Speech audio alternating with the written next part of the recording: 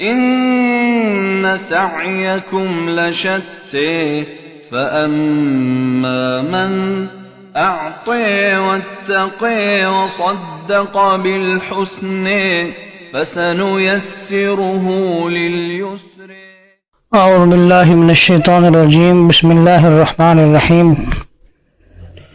پچھلے سبق میں ہم نے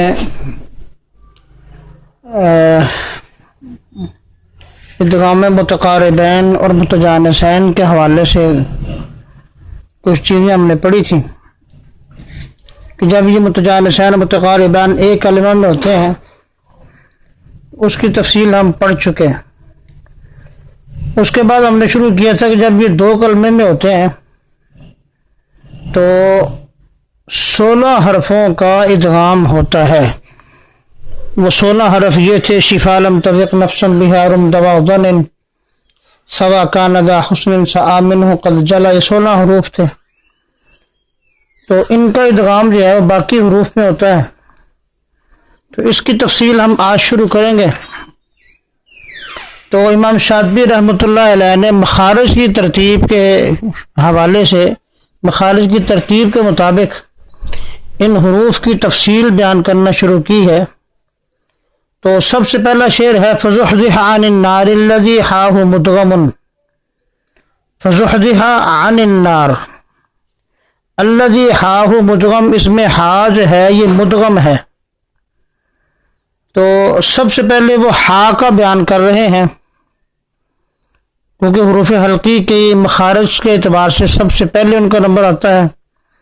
تو ہا کا ادغام جو ہے وہ عین کے اندر ہوگا. گویا کہ اگر ہا مدغم ہو تو اس کا مدغم فی صرف عین بنتا ہے متقاربین اور متجانسین کے باب میں.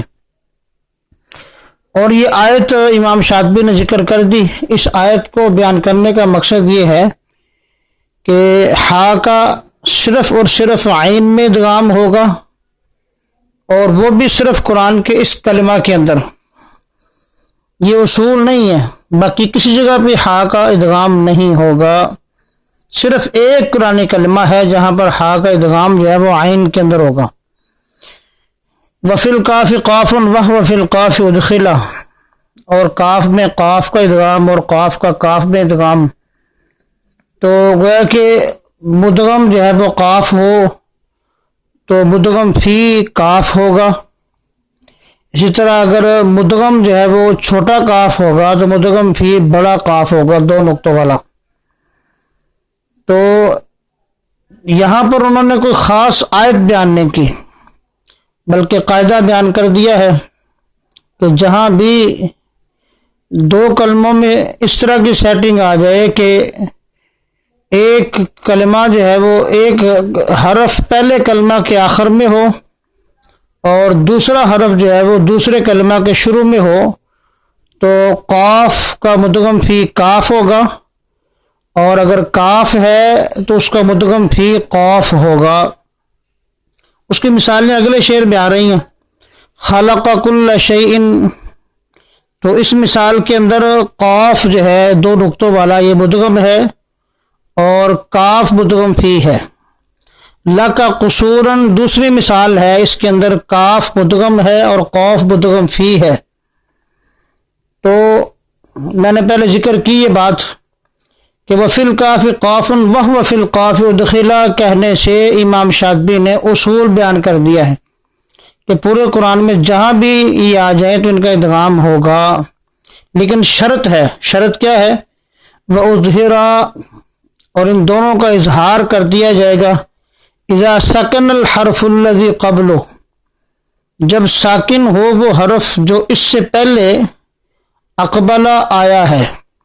مدغم سے پہلے اگر ساکن حرف ہو تو اس کا ادغام نہیں ہوگا. اگر مدغم سے پہلے متحرک حرف ہوگا تو پھر ادغام ہوگا. متحرک کی مثالیں تو ہمارے سامنے آ گئی ہیں: خلق کل شیء، اور اسی طرح لک قصوراً. اور ساکن حرف کی مثالیں آپ لے سکتی ہیں: فوق کل ذی علم علیم. اب اس مثال میں قاف کا ادغام نہیں ہوگا اور اس کی وجہ یہی ہے کہ اس سے پہلے ساکن حرف موجود ہے. इसी तरह तरकू का क़ाइमा, यहाँ भी काफ का इदगाम कौफ में नहीं होगा, उससे पहले साकिन हरफ आ जाने की वजह से। तो यहाँ तक हम 3 हरूफ की तफसील पढ़ चुके हैं। उन 16 में से हमने सबसे पहले हा पढ़ा कि हा का मुदगम फी जो है वो आइन है और भी मखसूस कुरानी कलमा के अंदर है। उसके बाद हमने पढ़ा कि काफ का मुदगम फी कौफ है और कौफ का मुदगम फी काफ है, और ये मखसूस आयत नहीं है बल्कि पूरे कुरान के अंदर ये है। और इसकी एक शर्त भी हमने पढ़ी है कि मुदगम से पहले साकिन हरफ ना हो, अगर साकिन हुआ तो फिर इदगाम नहीं होगा। उससे आगे है फिर दिल मारिजी तारुजू, जिल मारिजी तारुजू के अंदर अलजीम मुदगम, यहाँ जीम मुदगम है, जीम का इदगाम किया गया है तारुजू की ता के अंदर। इसी तरह वमिन कबली, और इससे पहले अखराजा शतअहु कल तसक्कला, तहकीक इसमें मुशद्दद हो गया है वो। तो इस पूरे शेर के अंदर वो जीम के मुदगम फी हमारे सामने बयान कर रहे हैं। तो जीम के मुदगम फी जो है वो पहली मिसाल के अंदर ता है और दूसरी मिसाल के अंदर जीम का मुदगम फी जो है वो शीन है, और ये दोनों कुरानी आयात मखसूस के अंदर ये मौजूद हैं। इसके अलावा कहीं भी जीम के बाद ता आ जाए तो इदगाम नहीं होगा, इसी तरह जीम के बाद शीन आ जाए तो इदगाम नहीं होगा, बल्कि सिर्फ और सिर्फ इसी एक आयत के अंदर ही होगा, इन 2 आयत के अंदर इदगाम होगा। दिल मारित तारुजू और इसी तरह अखरशतअहु। तो यहाँ तक हमारी जो है वो एक और हरफ हमने पढ़ लिया है उन 16 हरूफ में से। उसके बाद आगे कहते हैं वो इंदा सबीलन शीन दिल आरशी मुदगम, और सबीलन के पास जिल आरश की जो शीन है ये मुदगम है।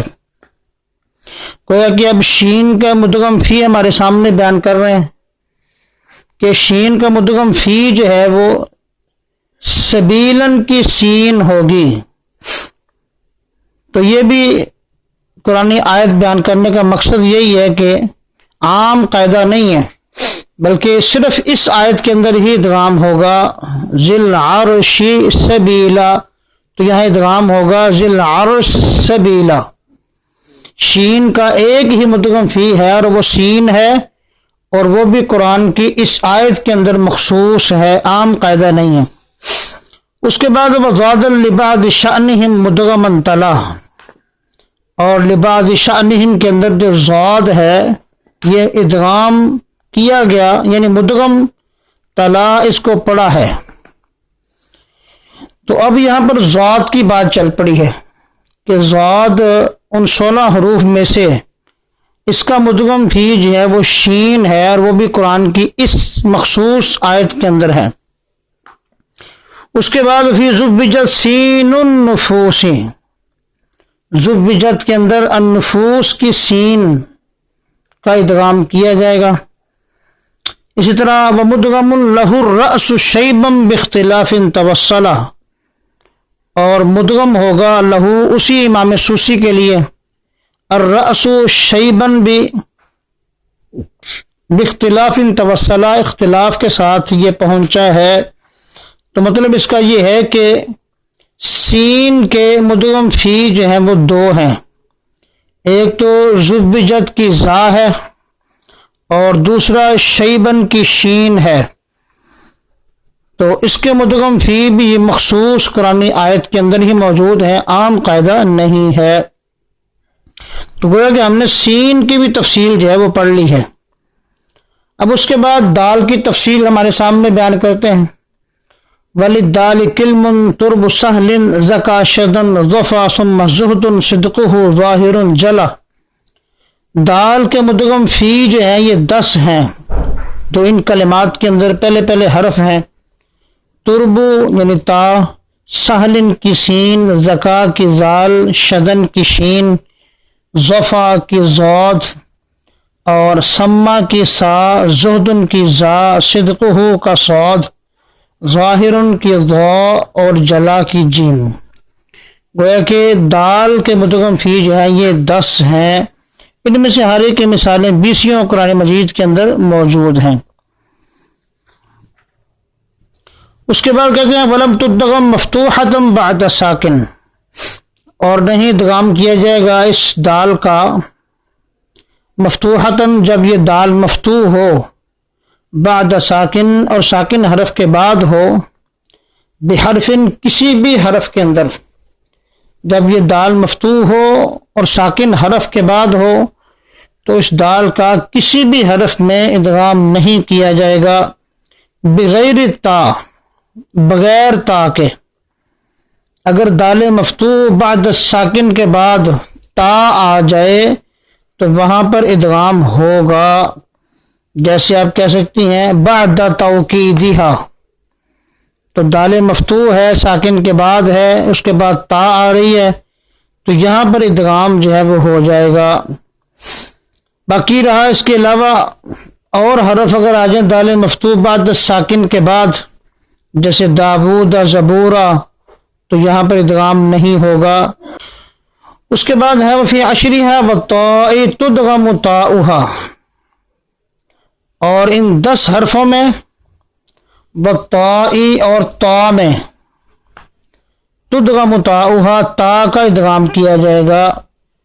اب ان 16 حروف میں سے تا کی تفصیل ہمارے سامنے بیان کر رہے ہیں کہ تا کے مدغم فی جو ہے یہی 10 جو دال کے مدغم فی تھے وہ ہیں، اور ساتھ اس کے جو ہے وہ تا ہے. تو بظاہر محسوس ہوتا ہے کہ تا کے مدغم فی جو ہے وہ 11 ہیں، دال والے 10 اور تا، لیکن اگر غور کیا جائے تو 11 نہیں ہے بلکہ یہ 10 کے 10 ہی رہ جاتے ہیں. اس لیے کہ جب تا کے بعد تا آئے، ان 10 میں تا بھی شامل ہے، تو یہ مثلین کا موضوع ہو جائے گا. تا کے بعد تا آ رہی ہے، لیکن ہمارے یہاں متجانسین متقاربین کی بحث چل رہی ہے، تو لہذا ان 10 میں سے ہم تا کو نکال کر تا کو اس کی جگہ پہ رکھیں گے تو یہ 10 ہی رہ جائیں گے تا کے مدغم فی. تو گویا کہ تا جو ہے اس کے مدغم فی 10 ہیں. وفی احرف وجہان عنہ، اور کچھ حروف ایسے ہیں جہاں پر 2 وجہ ہیں، عنہ اس امام سوسی سے تحللہ ظاہر ہوئی ہیں. کچھ کلمات ایسے ہیں جن میں تا کا ادغام ہو رہا ہے لیکن وہاں پر 2 وجہ ہیں، ادغام بھی ہے اور اظہار بھی ہے.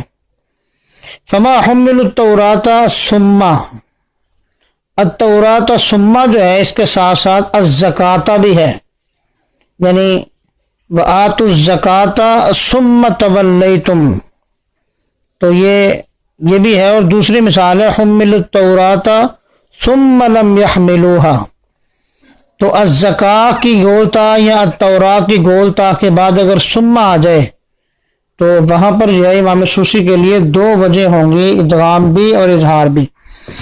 وقل آتی ذل، اور آتی ذل جو ہے اس میں بھی 2 وجہ ہوں گی، ادغام اور اظہار. ولتأتی طائفۃ، اور اس کے اندر بھی جو ہے وہ 2 وجوہات ہوں گی امام سوسی کے لیے، ادغام بھی اور اظہار بھی.